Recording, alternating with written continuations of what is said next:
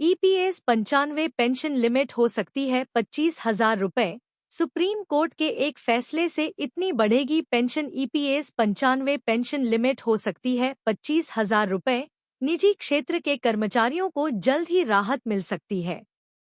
एक फैसले से ईपीएफ में योगदान देने वाले लाखों कर्मचारियों की कर्मचारी पेंशन योजना एम्प्लॉयज पेंशन स्कीम की पेंशन एक बार में 333% बढ़ सकती है। ईपीएफओ ने कर्मचारियों की ईपीएस पेंशन फंड के लिए अधिकतम वेतन 15,000 रुपए मूल वेतन तय किया है। ईपीएस 95 पेंशन लिमिट हो सकती है 25,000 रुपए। यानी अगर कर्मचारी पेंशन योजना एम्प्लॉयज पेंशन स्कीम में आपकी सैलरी 15,000 रुपए महीने से ज्यादा है तो भी आपकी पेंशन की गणना अधिकतम 15,000 रुपए की सैलरी पर ही होगी। ईपीएफओ इस सैलरी लिमिट को खत्म करने की तैयारी कर रहा है। सूत्रों का कहना है कि कर्मचारियों की ईपीएस पेंशन फंड की गणना आखिरी सैलरी यानी हाई सैलरी ब्रैकेट पर भी की जा सकती है। इस फैसले से कर्मचारियों को कई गुना ज्यादा पेंशन मिलेगी। आपको बता दें, पेंशन पाने के लिए 10 साल तक कर्मचारी भविष्य निधि ईपीएफ में अंशदान करना जरूरी है। वहीं 20 साल की सेवा पूरी होने पर 2 साल का वेटेज मिलता है। अगर कर्मचारी पेंशन योजना एम्प्लॉयज पेंशन स्कीम में सीमा हटाने का फैसला होता है तो इससे कितना फर्क पड़ेगा, आइए समझते हैं। एम्प्लॉयज पेंशन स्कीम में ऐसे होगी पेंशन की गणना।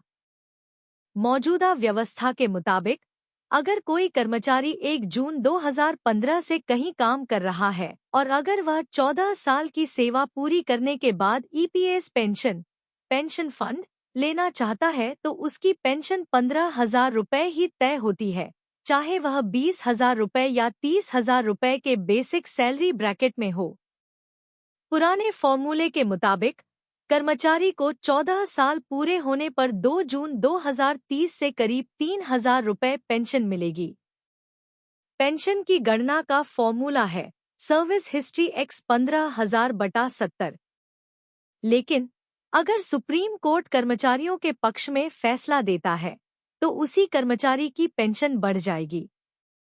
ईपीएस 95 पेंशन लिमिट हो सकती है 25,000 रुपए।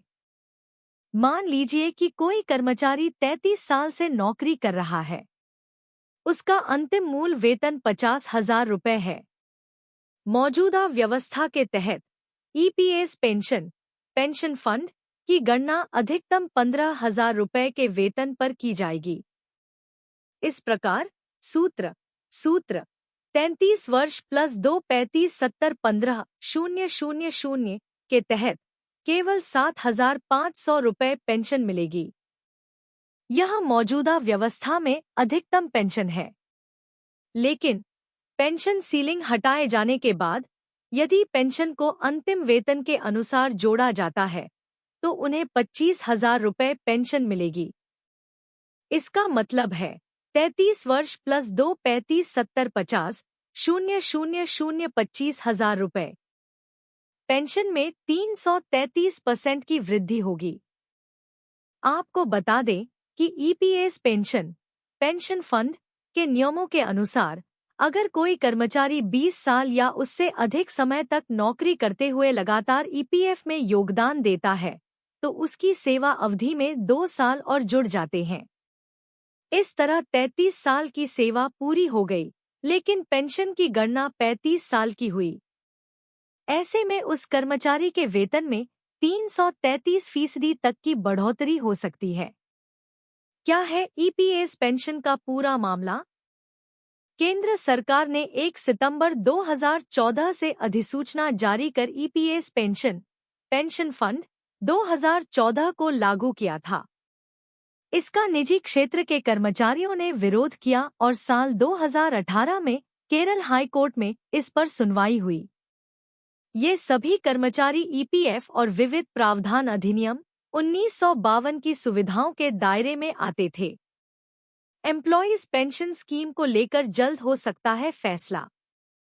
कर्मचारियों ने ईपीएस पेंशन फंड के नियमों का विरोध करते हुए कहा कि इससे उन्हें कम पेंशन मिलती है, क्योंकि वेतन 15,000 से अधिक होने पर भी पेंशन की गणना अधिकतम 15,000 रुपये वेतन पर तय की गई है। हालांकि केंद्र सरकार द्वारा 1 सितंबर 2014 को किए गए संशोधन से पहले यह राशि 6,500 रुपये थी। केरल हाईकोर्ट ने ईपीएफओ के कर्मचारी पेंशन योजना एम्प्लॉयज पेंशन स्कीम के नियमों को अनुचित मानते हुए कर्मचारियों की रिट स्वीकार करते हुए अपना फैसला सुनाया था। इस पर ईपीएफओ ने सुप्रीम कोर्ट में एसएलपी दायर की थी, जिसे सुप्रीम कोर्ट ने खारिज कर दिया था। ईपीएस 95 हायर पेंशन पर ताजा बड़ा अपडेट। ईपीएफओ कर रहा सुप्रीम कोर्ट के आदेश का उल्लंघन। देखें ईपीएस 95 हायर पेंशन पर ताजा बड़ा अपडेट। ईपीएफओ कर रहा सुप्रीम कोर्ट के आदेश का उल्लंघन। देखें भारतीय स्टील प्राधिकरण लिमिटेड और कर्मचारी भविष्य निधि संगठन के बीच कर्मचारी पेंशन योजना 95 उच्च पेंशन को लेकर विवाद गहराता जा रहा है। कर्मचारियों और अधिकारियों को उच्च पेंशन से वंचित रखा गया है, जिससे पीएफ ट्रस्ट का मामला जोर पकड़ रहा है। ईपीएस 95 हायर पेंशन पर ताजा बड़ा अपडेट। ईपीएफओ कर रहा सुप्रीम कोर्ट के आदेश का उल्लंघन।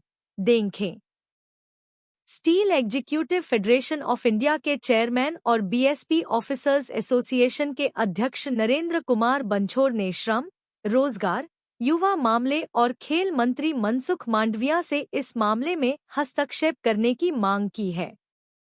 उनका कहना है कि इस मुद्दे का समाधान मंत्रालय से ही संभव है। तो चलिए आप सभी को बताते हैं कि कर्मचारी भविष्य निधि संगठन क्यों कर रहा सुप्रीम कोर्ट के आदेश का उल्लंघन, और सैफी ने क्यों श्रम मंत्री से उच्च पेंशन पर हस्तक्षेप मांगा है। आइए आप सभी को इस बारे में और अधिक जानकारी बताते हैं। पेंशन फंड, सुप्रीम कोर्ट के आदेश और उसका क्रियान्वयन। सुप्रीम कोर्ट ने 4 नवंबर 2022 को आदेश दिया था कि 2014 के बाद सेवानिवृत्त और सेवारत कर्मचारियों को कर्मचारी पेंशन योजना 95 के तहत उच्च पेंशन का लाभ दिया जाए।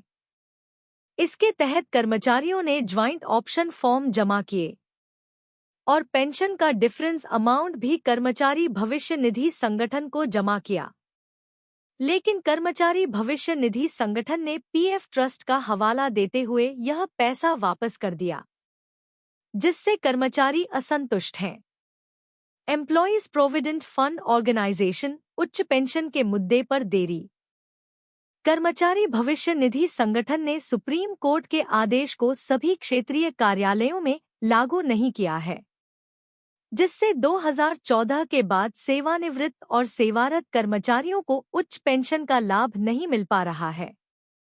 कोर्ट ने निर्देश दिया था कि जो सदस्य पहले विकल्प का उपयोग नहीं कर सके, उन्हें आदेश की तारीख से 4 महीने के भीतर संशोधित योजना के तहत ऐसा करने की अनुमति दी जानी चाहिए। लेकिन कर्मचारी भविष्य निधि संगठन ने समय सीमा को बार बार बढ़ाया है, जिससे कर्मचारियों में असंतोष बढ़ता जा रहा है। ईपीएफओ के असंगत कार्यान्वयन। कर्मचारी भविष्य निधि संगठन के क्षेत्रीय कार्यालयों द्वारा जारी पेंशन गणना फॉर्मूला सुप्रीम कोर्ट के आदेश और कर्मचारी भविष्य निधि संगठन के स्वयं के परिपत्रों के विपरीत है।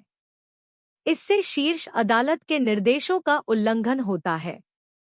इसके अलावा पेंशन भोगियों को अंतर राशि पर ब्याज का भुगतान करना पड़ता है, जबकि कर्मचारी भविष्य निधि संगठन ब्याज के साथ पेंशन बकाया की भरपाई नहीं करता है।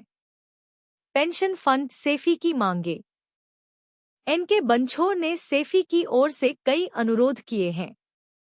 सुप्रीम कोर्ट के आदेश का पूरी तरह पालन करते हुए पेंशन वृद्धि को बिना देरी के लागू करना, पहले से जमा किए गए संयुक्त विकल्प आवेदनों का शीघ्र निपटान करना, पेंशन गणना की सही विधि सुनिश्चित करना, पेंशन वितरण में देरी के कारण बकाया पर ब्याज का भुगतान करना, employees provident fund organisation.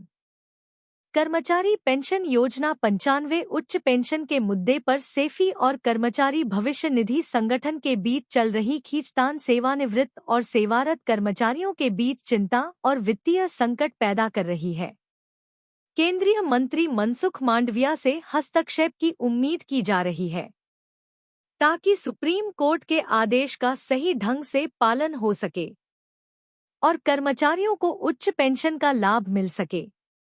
Saifee का मानना है कि कुशल मार्गदर्शन से यह समस्या जल्द ही हल हो जाएगी।